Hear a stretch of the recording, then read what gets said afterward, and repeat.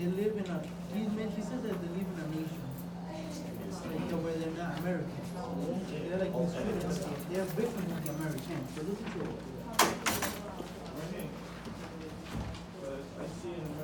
I wanted someone else to.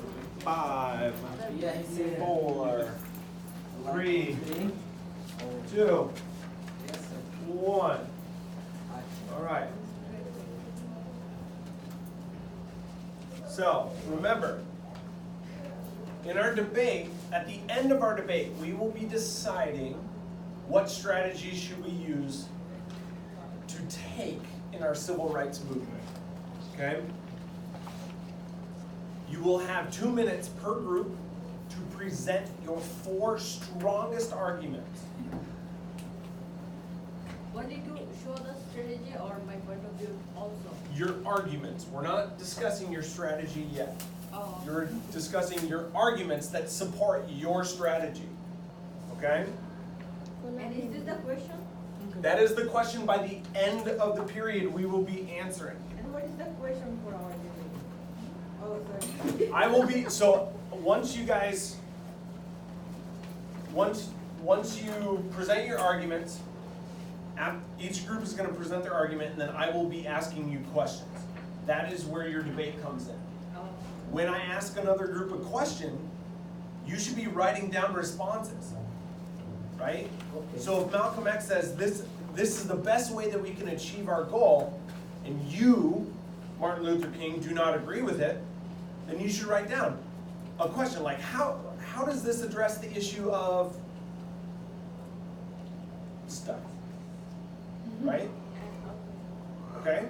And what is the difference between we are arguing later and what are we doing now? Are we showing the points? Like, isn't it the same thing basically? I'm sorry? Isn't it basically the same thing, like giving our arguments and then arguing them again? Yeah, it's just the same? fourth one. Yeah. You have to go with it. Yeah. Well, everybody needs to know your argument if they want to defend their position, right? Okay. So they didn't read about Martin Luther King. They read about Malcolm X. They know their position. They don't know yours. Okay? So, Martin Luther King, you got 3 minutes, 2 minutes. Is it 2 minutes for per person or only our group? No. 3 minutes per person, together as a group. You are Martin Luther King. Okay. So what are your most important arguments?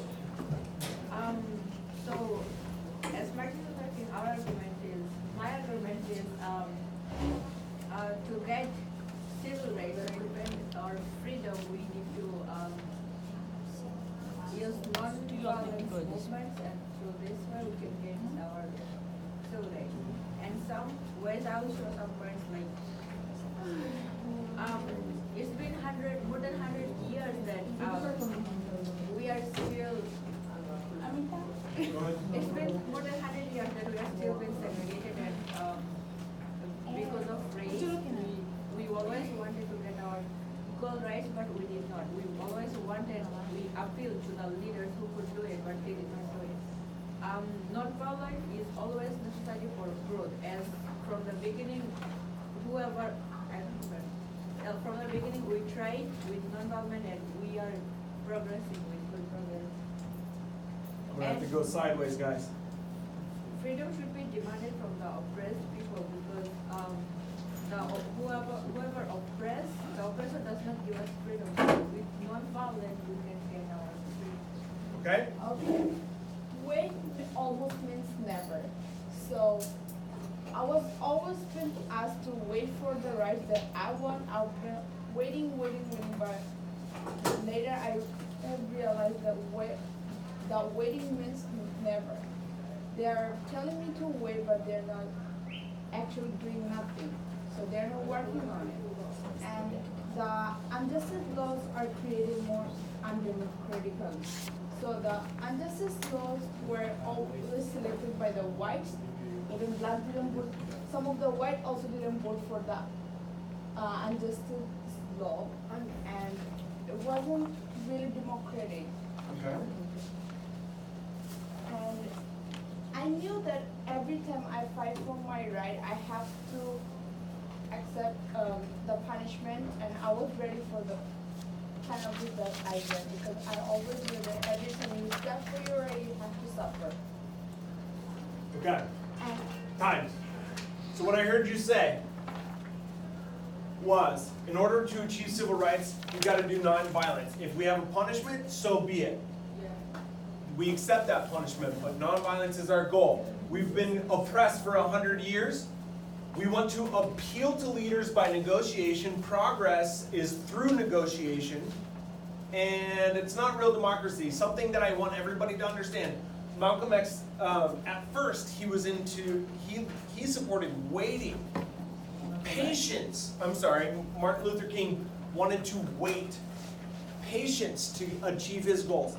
But then it changed. He wants it now. Okay, that's something important to remember. Malcolm X, you have 3 minutes, 2 minutes to explain your goal. Go. Okay, understand. They say, hey, nobody can give you freedom, nobody can give you equality or justice or anything. If you are a man, you take it. Which means like, don't wait for somebody to give you a right. All you have to respect for it. You got to Malcolm X, can you say that last part again? I'm sorry. can you just call me up? He is Malcolm X, yes. oh, what, you want me to repeat one more time? The last point that I heard you say. I say equality or justice or anything. If you are a man, you take it. Okay. Okay. So also we believe, we will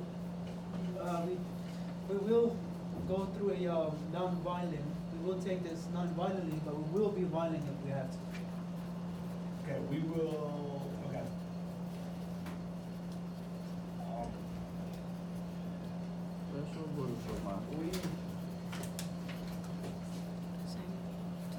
Go ahead. We also believe in segregation of our people. I think we gotta have a black community, a black nation, where we could take control of our future, of our politics, of our education, and don't depend on the white man that's been treating us and oppressing us for hundreds of years.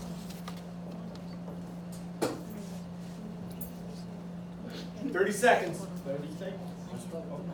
So, say anything. We need to understand more the politics because we're no longer trusting white politics who go to our black communities to get us vote for them and then tell us what to do and what to not do. Perfect. Thank you so much. So what I heard you say was freedom is not given, it is taken. Yes. It is given to you when you are born. We will be nonviolent, but we will respond to violence if that's what is used on us. You are a segregationist. You want to separate the communities. You also understand that the white systems of power, and they are tricks. They're just tricks. Stokely Carmichael. Let me find a usable blue marker. How long are we gonna get? I'm going to give you 2 minutes. How Go come for we it. 2? They got 3. No, they didn't. They got 2 minutes. Let's go. You're Okay. wasting Should time. I start? Okay. I was a chairman of SNCC, but let me tell you, it never works because the only time I hear people talk about nonviolence is when black people move to defend themselves against white people. Okay, hold on. Non-violence at first. Go ahead. Wait. White people beat up black people every day. Don't nobody talk about nonviolence. Therefore, we need to wage physical battle on the right for black people to define their own terms, because we have been tired of trying to prove things to white people. We are tired of trying to explain to white people that we are not going to hurt them through Nonviolence Act.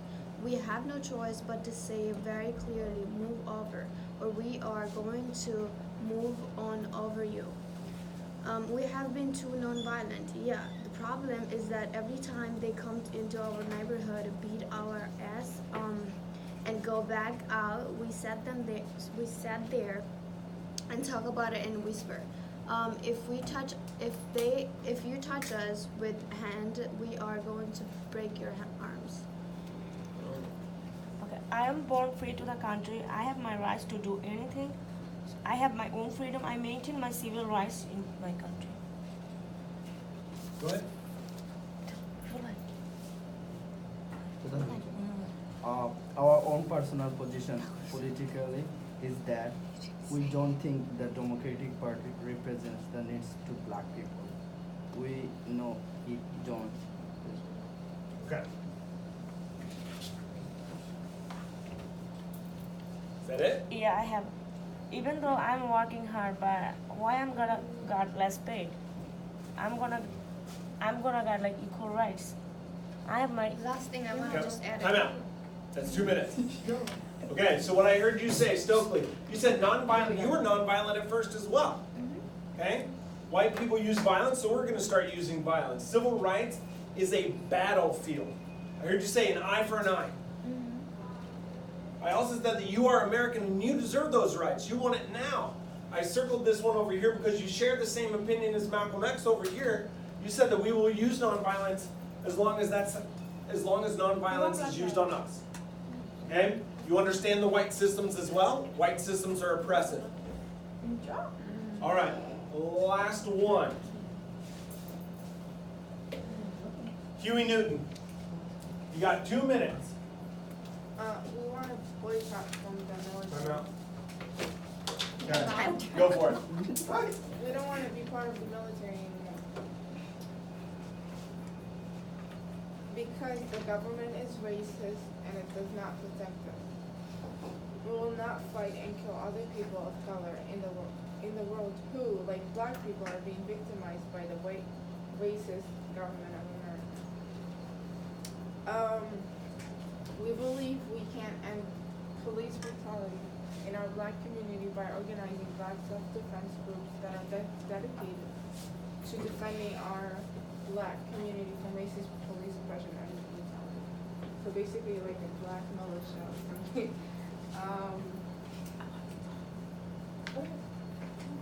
So the beliefs and desires of the Black Panther Party for self-defense makes sense reasonable.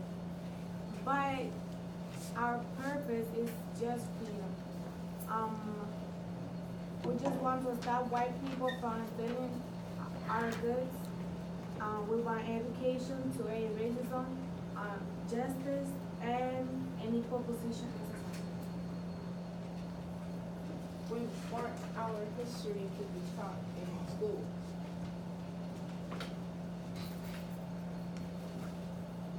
Because the bravery of hundreds of our ancestors who took part in slave rebellions have not been taught, and